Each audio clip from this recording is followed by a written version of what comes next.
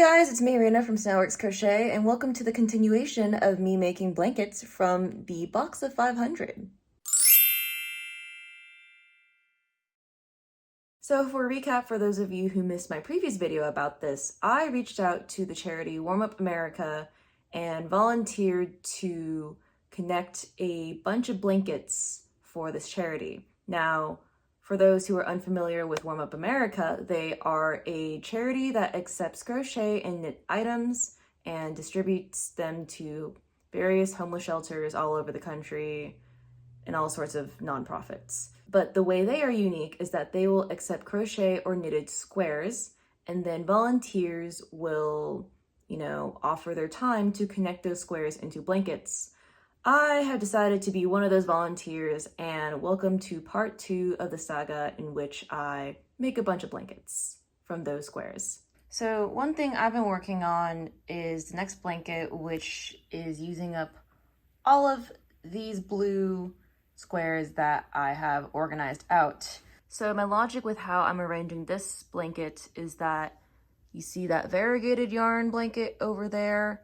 So I basically want each strip here to include one of these squares. I think this person had 8 of them. I'm thinking this one will be a child's blanket where it's going to be 6 squares across and then 7 little strips. That's my thought, and each strip is going to include one of those variegated blue yarns over there. And it will be connected using the brown yarn that was provided to me in my box, and will have also a single crochet border. Also, just a funny observation I noticed when going through all of the squares that I got. In terms of like the colors of yarn squares people donated, I think the most amount of squares are blue or blue-green.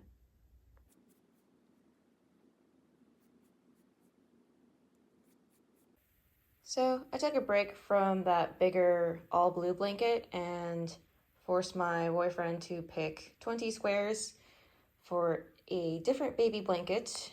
And for this one, I want to try connecting them with just a single crochet, see how that works. So update on that single crochet blanket after basically finishing it. So I obviously single crocheted all of these together, and the appearance of the single crochet is essentially what I was hoping my slip stitch join would be. So I have a feeling that I might be doing this for like the rest of my blankets, because this is so much easier than whip stitching the squares together. It's a lot more predictable of how much yarn you use, and you can weave in the ends as well easier.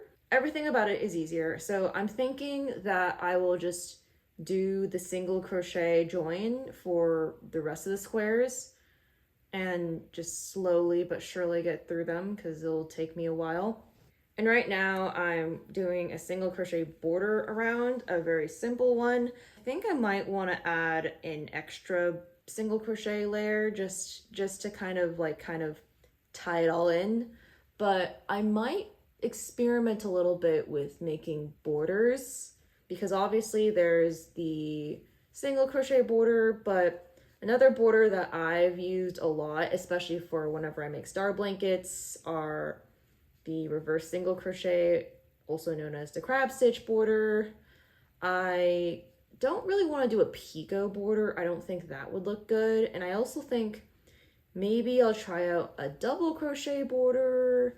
Granny cluster, no, I don't think the granny cluster border would look good. That involves math, but definitely for this one, I'll just do basic single crochet borders, and then maybe might test out the crab stitch border, see if that gives it like a, not finished edge, but like a more unique kind of edge, So I'm gonna do that. I'm gonna finish up this blanket. I have not touched the other blanket because, again, stitching it all together is painful, but yeah. So because I've recently gotten more into knitting, I actually want to test out maybe a knitted joined border. And it's funny because when I looked up joining knitted squares together videos, most of them were just like sewing them or even crocheting them together. But one of them was an I-cord border, essentially. And I kind of want to try that, but that's pending because my knitting skills are lacking a lot. But it is something I want to experiment with. And if I could figure out how to do an I-cord, I could probably figure out how to do that petite knit Sophie scarf, which I have been eyeing despite the fact that I will never wear it. One of these blankets, I want to try having it be all knit, including the border and the join. So wish me luck on that. That one will take me a long time. And then I actually recently bought a sewing machine, and apparently one of the, on the website, they did say you can try and sew them together. And I want to see if I can try that. Let's just like do a small test and see if I can do that. I think the sewing machine I bought can withstand thicker fabrics like denim and canvas. So if it can withstand that, it should be able to withstand yarn. But I also might be abusing this poor new machine that I have just bought. So we'll see if that works or not. Sewing things together is also a lot easier. So, update on the baby blanket. I have finished it. It is done. Border is completed, and now I can put it in the donate box that I had set aside for all of these blankets. I'm probably gonna have to send them piecemeal just because, I mean, the box it came in was so big and these blankets are kind of bulky. So definitely gonna be a these are definitely gonna be multi-part shipments that I just kind of send one at a time, but yeah. Update for the box of 500. So in my previous video, somebody actually commented, why don't you use the join as you go method to connect the squares? And I did consider that for a little bit, but majority of the squares, they're all done by different people, so it's not consistent. But I was rethinking my squares a little bit and just re-looking at all the squares in that box, and there are quite a few squares that seem to have been done by the same person. And they all have similar yarn feel, similar weight, similar stitch definition. So I was thinking maybe I'll try the join as you go method on those squares. And there's a ton of them in different colors. So I picked a color palette so far here, and I started doing the join as you go method on to connect these squares. And it looks a little bit wonky, but honestly, it's turning out better than I expected. It's, again, I don't necessarily think it's beautiful per se, especially with my skills, but I think it's fine for what it is, which is joining together granny squares. And it's a lot easier to do for me personally than sewing them all together. I'm going to finish just one baby blanket with join as you go. I probably won't do that again, but I do want to finish just one blanket with the join as you go method. I have a fun update on this blanket. So when I first did the join as you go method, I was basically completing the double crochet and then slip stitching into the previous stitch.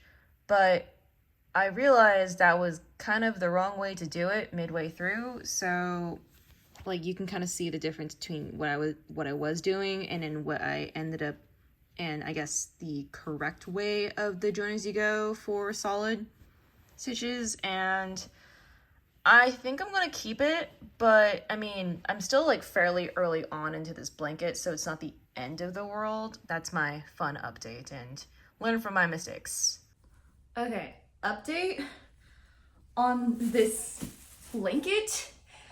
This has taken an embarrassingly long time for me to do, mainly just because I haven't worked on it at all. I have been putting it off to the point that it's summer now that I'm recording this update. So, and you know, putting these squares together is definitely something I undertook and didn't really understand the extent to what I was doing or what I was signing up for. But you know what?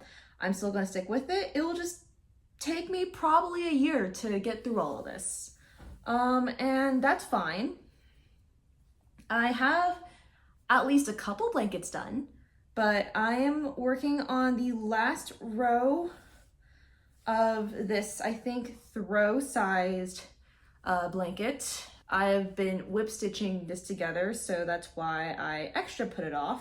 If I just connected these with single crochets, I probably would have been more willing to work on it, but here I am.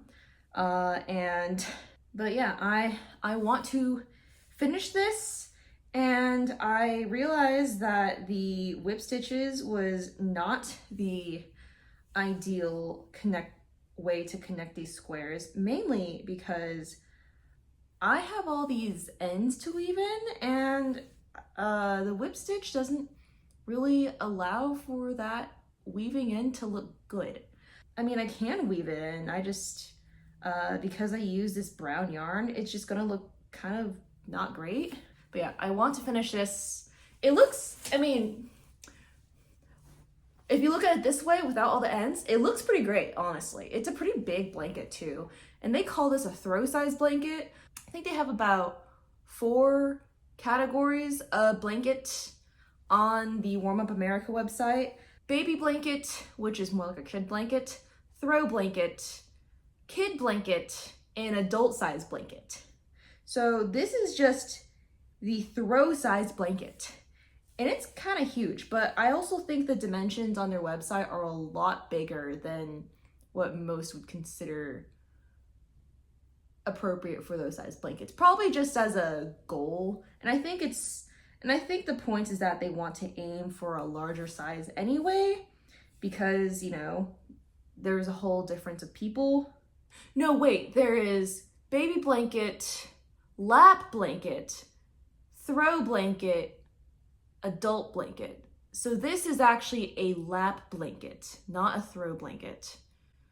I'm sure when I go back and edit the video, I will probably forget which one it is, but yeah, I just know this is a lap blanket. This is meant to go over someone's lap, and especially over a wheelchair.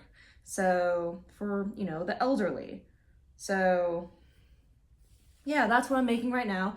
It will definitely go over a wheelchair, I can tell you that much. Cause this thing is huge. Yeah, that's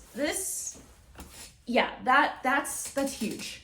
I can tell you this is definitely very warm, and whoever receives this will definitely be very warm, which is the point of the entire organization, Warm Up America, you know? Get warm.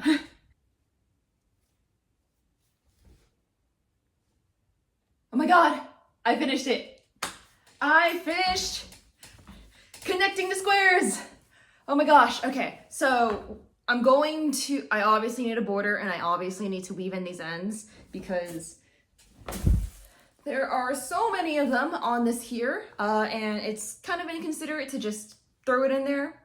And also I need to finish off a border, and I think the border will help me weave in the rest of these ends on the sides here. I'm gonna weave in the middle ends first, and oh my God, this is so heavy. And then I'll work on a basic border.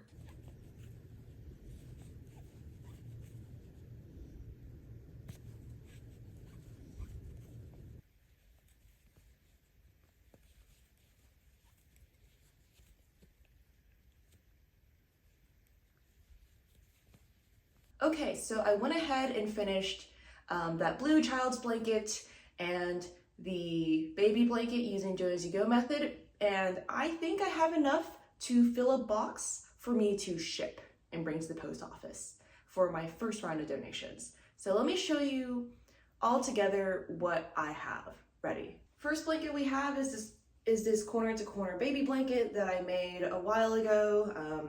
This is like a scrap yarn thing, so I'm throwing that in there. I also dug through and took out all the squares in that box that had a bunch of thick yarn or chunky yarn. I don't want to work with chunky yarn squares, so I'm just going to give them back. I'm sure there's someone else who can figure out what to do with them, and not me. First blanket we have is this really big child's blanket right here.